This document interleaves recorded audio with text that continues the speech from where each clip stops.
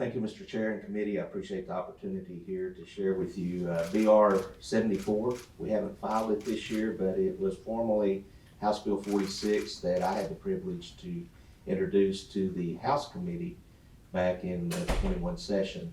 And it was late in the year and everything, but I appreciate the opportunity to share it then and again today.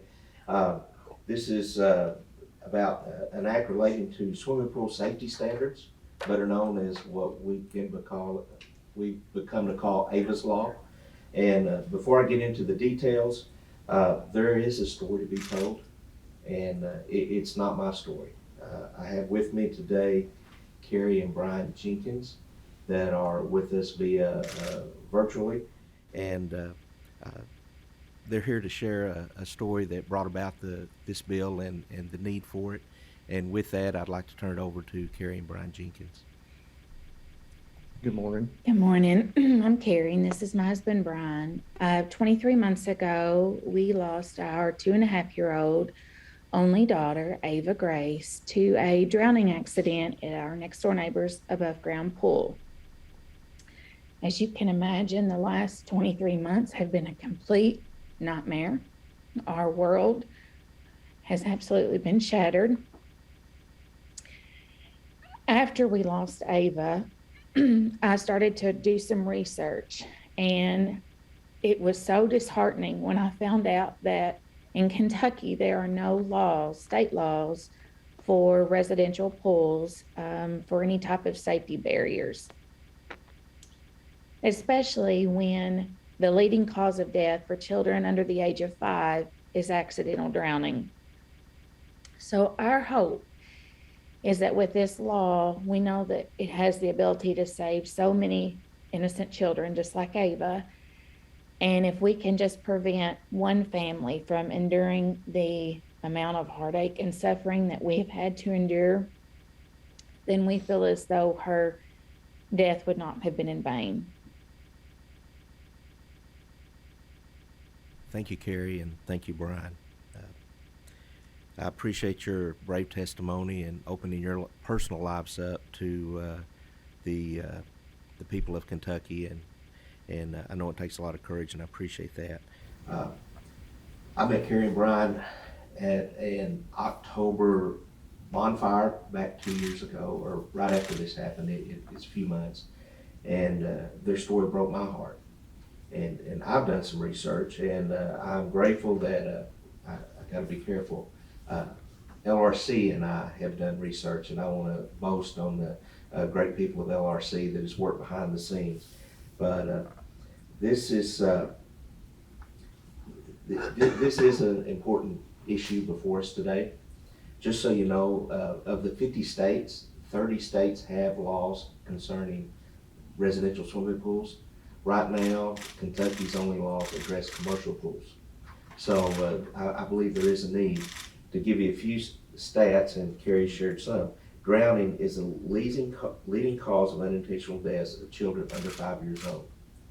Of children under the age of 14 years old, 77% of them are under the age of 5. So it's the youngest, the most vulnerable that are at risk here. And with that, we have 30 states, including 3 of Kentucky border states, that have laws that address, I'm sorry, there's an echo from this computer here in my ear, but we have 3 bordering states that have residential swimming pool laws. And then, as I said, Kentucky laws only address commercial pools. Look back, my goal is not to be hard on the citizens who own swimming pools in the state of Kentucky, but we do have an obligation to protect our young. And we have, with the help of LRC staff, we've been able to narrow it down to 2 primary reasons. That is barriers, the number 1 reason, and the other is main drains, where young children get sucked to the bottom of the pool around the drain playing or diving to pick things up, and they get caught down there and can't get back up. The fortunate thing is federal laws address main drains through the Virginia Brown Baker Act back several years ago to require any new pools to require a pressure disbursement system where there's not pressure on one place to hold a child underwater like that. Our law in addressing that is asking that any pool, that all pools would have to adapt to that new main drain cover. And I talked to several different swimming pool people. Nearly all the new drain covers, even to retrofit older drains, require to meet the Virginia Graham Baker Act. However, there are some old inventory out there that can be obtained that's pretty cheap.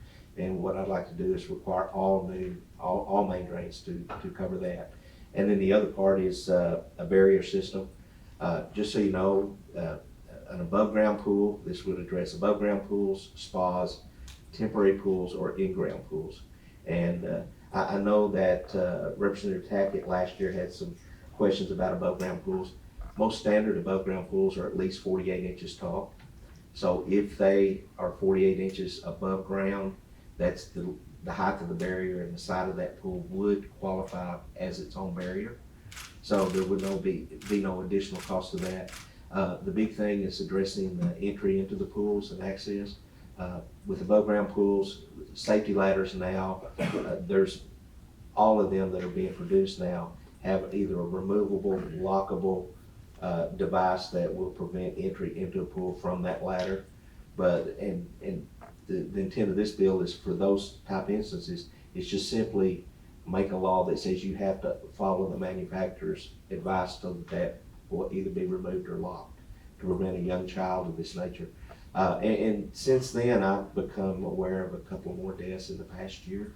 I think there's one around the Seabury area and one over in, I think, east central Kentucky. And it's just a tragedy. I'll open up to questions. I know we're tight on time and everything, but I just want to tell you how much I appreciate to be able to get this before you. I feel like that if we could implement just the skeleton foundation to protect these children from pools, it would be vitally important. And the cost to the individuals that have these pools, I think it is commensurate with the type pool they're putting in. If they're putting in a big, expensive in-ground pool, then the fence system around that it's going to take would be a percentage that'd be reasonable to their affordability. If it's an above-ground pool and just basically following the guidelines it's already set in place, it's there, just telling people they have to abide by them, because the neighbor, and let me say this, the neighbor had no intent of harm to Miss Ava Grace, but if there'd been a law in place, their ladder imprinted said, please remove after use. If we'd had a law there and they had known about that and it had been followed, she'd still be with us. So it's not a very invasive or thing that we're asking here. And I have asked for fiscal analysis and haven't got that back yet, but we are in that process of getting that too. So I'll open it up to questions. I don't mind going through the bill. The changes we made from last year to this year are very minor. We do have the Pool and Spa Safety Association that has worked with us to massage it a little, but honestly, when I have to put the bills side by side and watch it word for word for what's been changed, and it's just some massaging on it. So there's not a great deal of different than the committee sub we presented last year. So thank you. Thank you. We do have a couple questions, but I do want to say to Carrie and Brian Jenkins out there, I know you kind of shortened your description, but this only took minutes. I mean, your eyes, can you elaborate a little bit? Because I think you did at last session in front of the committee, but elaborate just a little bit. This is something that it's not something, well, go ahead in your own words. Carrie, you're muted. Can you unmute, Carrie? Right. It was just 2 minutes, and she got away. And because there was no fence, she was able to climb the ladder and jump in. And it was just a tragic accident. And if only there had been a fence or a gate, or if the ladder had been removed, like it said on each step, then there was no way Ava could climb it. Sorry. We are so sorry for your loss. Mr. Chair, Yes, sir. I can explain it. I'll save them the anguish of having to go Yeah, through that that's- again, but I can tell the committee that, and Brian and Brian and Kerry understand this. I have talked to our county sheriff that oversaw the investigation. They were completely investigated.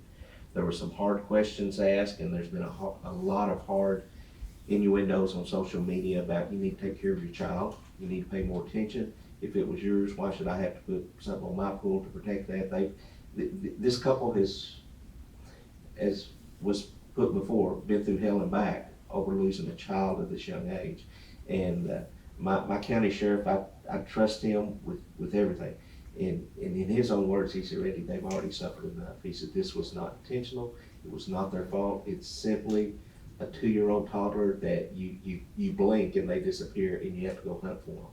And so, for those that may have questions of that nature, I just want to let you know, and we've talked about this, and they have been subject to some very cruel and harsh accusations, not by the police, but by social media and everything. We released this last year, and I can assure you this could have happened to me and my grandchildren. I've got a granddaughter this age. This past Sunday, I was out, and my wife told me, she said, she knew this was coming up. She said, pull in up here. And we pulled into a cemetery here. I got to see the monument for the grace. And if we can save just one child, this will be worth it. But there's so many more out there that could be very easily, their death can be prevented if we can just act. So I'll open it up to questions. Thank you. Thank you, Representative. And thank you, Mr. and Ms. Jenkins. We do have a couple of questions. Representative Bratcher. This happened to friends of ours, I guess about 10 years ago. The cutest little boy you ever saw just went down the street, two doors within minutes, and was found in the swimming pool of a neighbor. Now, here's my question. We have in Louisville, there's homeowner groups that have these regulations if you're going to build a swimming pool. And I know of one that the person just absolutely refuses to put any kind of safeguards, even though his homeowners group tells him he has to do it.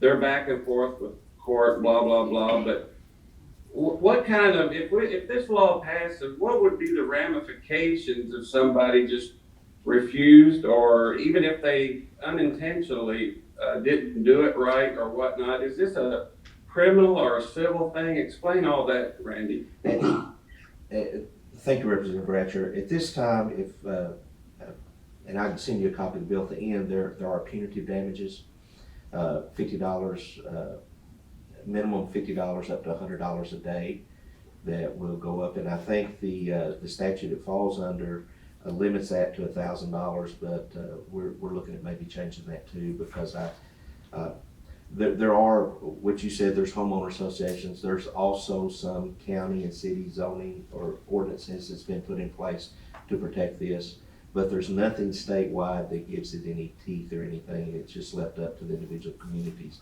Now, there have been some exceptions to this added to this bill, so that you understand. I had one gentleman from Central Kentucky call and said, I've got a $15,000 automatic pool cover. When I get out of that pool, I push that button, it closes. You can play football on it.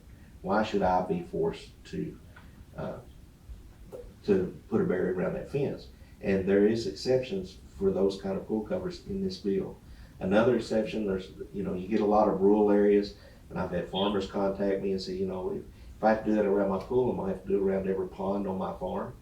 So we went back, we looked at some other regulations in taxing districts and everything, and we found the 10-acre aggregate for farmland, and we've actually added that to that exemption. So if you're in a rural area, there's not houses close, and you've got 10 continuous acres with your property, then you would be exempt. So we have, I hate to say this, and Brian Carey, I promise you I fight for you every bit of the way, but we have made certain parts of this law pretty lenient with those exceptions, just to, I would like to say that if we can't save all of them, we can save most of them. And this will be targeted for high density areas, subdivisions, even in rural areas, you have subdivisions where people live together, close together and everything. That's what we're targeting, to protect a child from getting loose and just going 2 houses down into a pool that's not protected. And by the time you get one out of your prayer for that, that amount of time, it's too long. And that barrier, the thing, but I don't know if I answered your question completely, Representative Bratcher, but I will get with you later on to help go in detail, and perhaps you have some suggestions of how we could do more to force them to do that. Thank you. I hope this bill passes. Thank you, Chairman. Thank you, Representative. We do have a few more questions. We'll have to kind of keep things moving here. Representative Gooch. Thank you, Mr. Chairman, and thank you, Representative Bridges, for this. And there's no question that it's something, this bill is needed.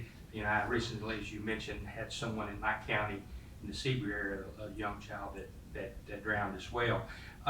For 16 years, I was in the property and casualty insurance business, and I can tell you that I would never have written a homeowner's policy on a home with an in-ground pool that didn't have a fence around it.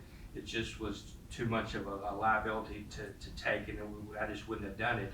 I think you answered I had a question, but I think you answered it. But I remember a few years ago, we had a bill similar to this, and I think the big issue that came up that prevented it from passing at that time was the rural property where, a house could have a pool behind it and it sits way off the road on a several acre site, might have a pond or a lake somewhere close by as well. And so I think it's good that you are making that exception in this, because there are circumstances where it wouldn't be feasible to do that. So certainly appreciate you bringing this bill, and I look forward to supporting it. Thank you. Mr. Chair, I do have a comment. That actually for the insurance. Residential pool deaths, it was due to somebody being held down due to suction in the diffuser, or if it simply was they fell in and drowned. I don't have specific data, but let me start off first saying that I appreciate the negative comments too. It can only make the bill better. So we want to look at that. There was discussion about the grandfather clause in that. Our concern is that if it's, especially with existing pools, that we do require them to be upgraded to some point where for the barriers, the ladders and things like this. Most pools, actually what most people don't know is I for a couple of years, I owned a pool company and I installed swimming pools. And the trend is the new in-ground pools, they usually about a quarter or a 1 horsepower, 3/4 to 1 1.25 horsepower. Now it's not uncommon to put a 2, 2.5, or 3, because there's so many more luxury devices that are added to these pools, fountains and different things that require the bigger horsepower. That was my thought, coming from a background in pools, a little background in pools, and that was it. But the retroactive, I wouldn't have a problem of looking at maybe grandfather or something in, but all the new replacement covers, even for old main drains, they have to meet the federal Virginia Ground Baker Act. So it's already in place. I was just trying to keep from old stock being used and try to, there again, just in here, trying to take the opportunity to prevent this from happening. But I'd be more glad to discuss an amendment or something to it down the road if you and help me out. Maybe something like this, Representative Bridges, and since you're in the pool industry, you would know better than me. I'm in the water treatment industry, but it's a little bit different. When you put a new liner in a pool, I'm guessing that would be a time when you would change main drains and main drain covers and all that kind of thing. Maybe it's part of whenever you do that type of big maintenance, new liners, would that be the time that they'd be required to update it? It could be. That would be something. I'd be I open. I don't think we can enforce every pool in our state to upgrade and enforce it. It's just, it'll get it'll get lost in the wash and therefore will be watered down and won't have the effects you want. But maybe if it's part of an upgrade to your pool, you have to upgrade to the modern standards. Just a thought. Okay, I appreciate those Not thoughts. saying what you can do, just a thought. Thank you, sir. Thank you. Thank you, Representative. We do have two quick questions. I'm hoping they're quick. Representative Hart? You got a bunch of firefighters out there looking at you, so make it quick. It is quick. In your bill draft, you, subsection 6, portable swimming pools shall be emptied after each use.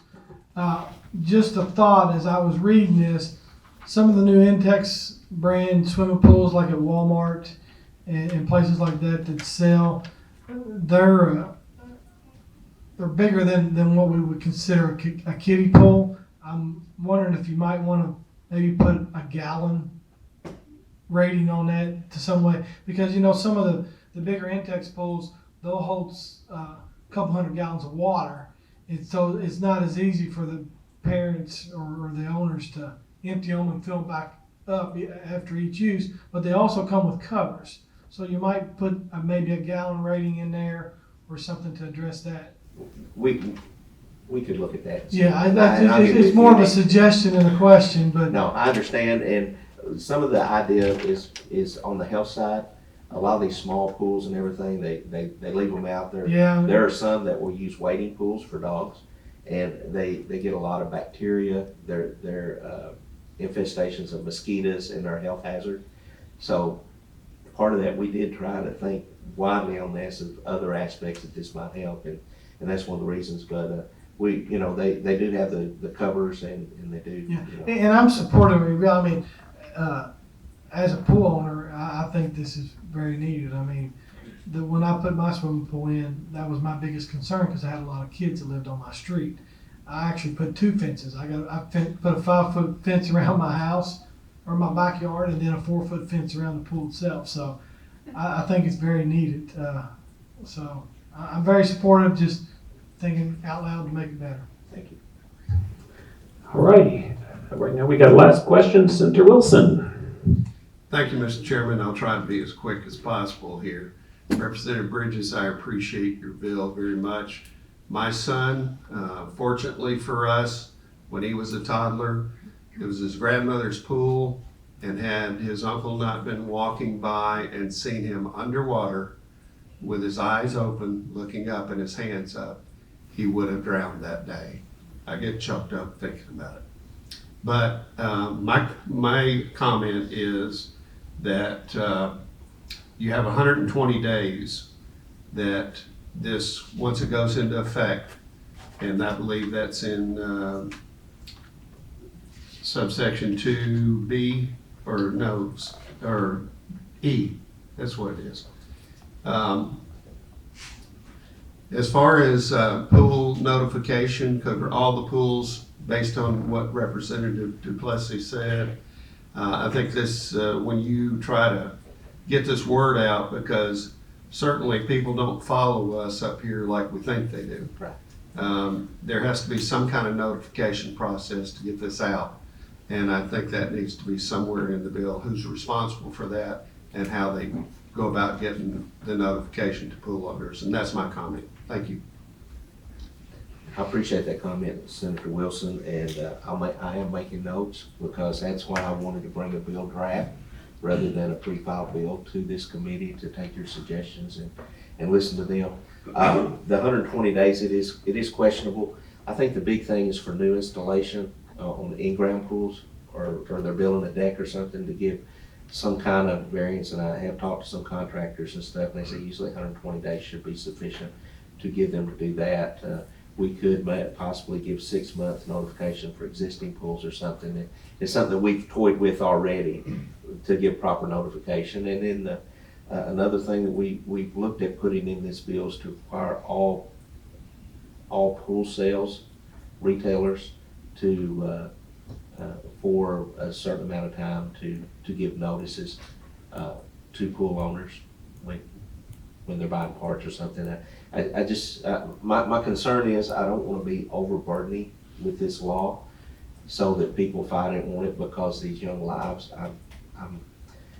I'm willing to be flexible, because if we can just, as I said before, if we can save one life, it's worth it. And we got to eat this elephant one bite at a time, is what I hear a lot of the different legislators say. So I don't want to come full bore with barrels blazing, to be honest with you, and try to at least get a simple law into effect that we can look at, and then over time readjust and everything as sessions come forward. But I appreciate your input, and I take it under advisement and look into it. Thank you. Thank you, Representative. We're out of questions. We do appreciate you being here.